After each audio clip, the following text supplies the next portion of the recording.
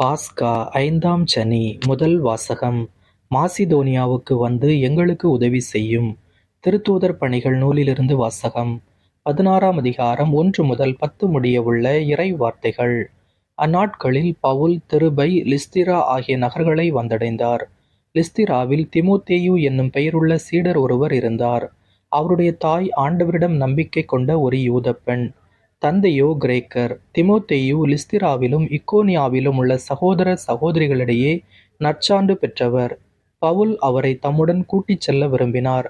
அவ்விடங்களில் உள்ள யூதரின் பொருட்டு அவருக்கு விருத்த சேதனம் செய்வித்தார். ஏனெனில் அனைவரும் அவருடைய தந்தை கிரேக்கர் என்று அறிந்திருந்தனர். அவர்கள் நகர் நகராகச் சென்றபோது எருசலேமிலுள்ள மூப்பரும் திருத்தூதரும் செய்த தீர்மானங்களை அவர்களிடம் கொடுத்து கடைபிடிக்குமாறு கோரினார். இவ்வாறு திருச்சபைகள் நம்பிக்கையில் உறுதி பெற்று நாளுக்கு நாள் எண்ணிக்கையில் பெருகி வந்தன.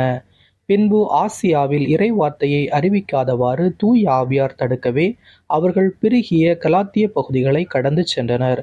அவர்கள் மீசியா அருகே வந்து பித்துனியாவுக்கு செல்ல முயன்றபோது இயேசுவின் ஆவியார் அவர்களை அங்கு போக விடவில்லை. எனவே அவர்கள் மீசியா வழியாக சென்று துரோவா நகரை அடைந்தனர்.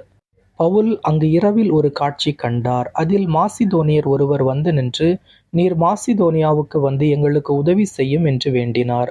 இக்காட்சியை பவுல் கண்டதும், நாங்கள் மாசிதோனியருக்கு நற்செய்தி அறிவிக்க வேண்டும் என்று கடவுள் தீர்மானித்துள்ளார் என எண்ணி அங்கு செல்ல வழி தேடினோம். ஆண்டவரின் அருள்வாக்கு. இறைவனுக்கு நன்றி.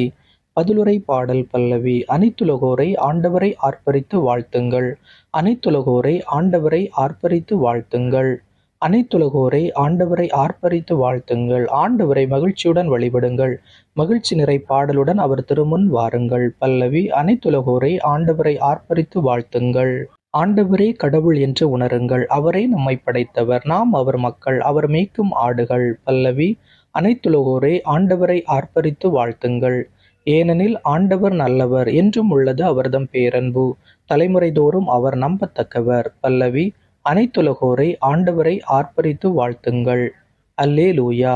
நீங்கள் கிறிஸ்துவோடு உயிர் பெற்று எழுந்தவர்களானால் மேலுலகு சார்ந்தவற்றை நாடுங்கள். அங்கு கிறிஸ்து கடவுளின் வலப்பக்கத்தில் அமர்ந்திருக்கிறார். அல்லேலூயா. நற்செய்தி வாசகம். நான் உங்களை உலகிலிருந்து தேர்ந்தெடுத்து விட்டேன், நீங்கள் உலகை சார்ந்தவர்கள் அல்ல. யோவான் எழுதிய தூய நற்செய்தியிலிருந்து வாசகம். 15ஆம் அதிகாரம் 18 முதல் 21 முடிய உள்ள இறை வார்த்தைகள்.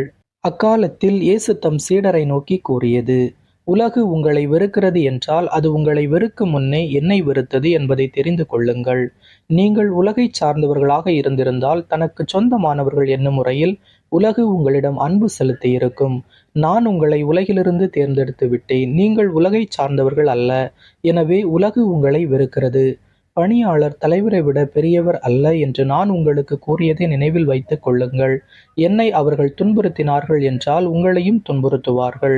என் வார்த்தையை கடைபிடித்திருந்தால்தானே உங்கள் வார்த்தையையும் கடைபிடிப்பார்கள். என் பெயரின் பொருட்டு உங்களை இப்படியெல்லாம் நடத்துவார்கள். ஏனெனில் என்னை அனுப்பியவரை அவர்கள் அறிந்து கொள்ளவில்லை. ஆண்டவரின் அருள்வாக்கு. கிறிஸ்துவே உமக்கு புகழ். இன்றைய சிந்தனை. உலக வாழ்வு முற்றிலும் தீயது அல்ல, ஆனால் உலகில் தீமைகள் மலிந்து கிடக்கின்றன. உலகை சார்ந்த வாழ்வு என்பது உலக நாட்டங்களில் சிக்கிக்கொண்டு விண்ணக வாழ்வை பற்றி கவலைப்படாமல் இருப்பது. விண்ணக வாழ்வுக்குரிய உண்மை, நீதி, நேர்மையில் நாம் வாழ்ந்தால் உலகம் நம்மை வெறுக்கும். உலக வாழ்வுக்கு ஏற்ற விதத்தில் பொய்மையிலும் ஏமாற்றுதலிலும் நாம் வாழ்ந்தால் உலகம் நம்மை ஏற்றுக்கொள்ளும். தாமரை இலை தண்ணீரில் மிதந்தாலும் தண்ணீரால் நனைவதில்லை. அதுபோல உலக வாழ்வில் நாம் நனைந்து கரைந்து போகாமல் நம்மை காத்து கொள்ள வேண்டும். அதற்கு நாம் இயேசுவின் வார்த்தையை கடைபிடித்து வாழ வேண்டும். இயேசுவுக்கே புகழ். இயேசுவுக்கே நன்றி.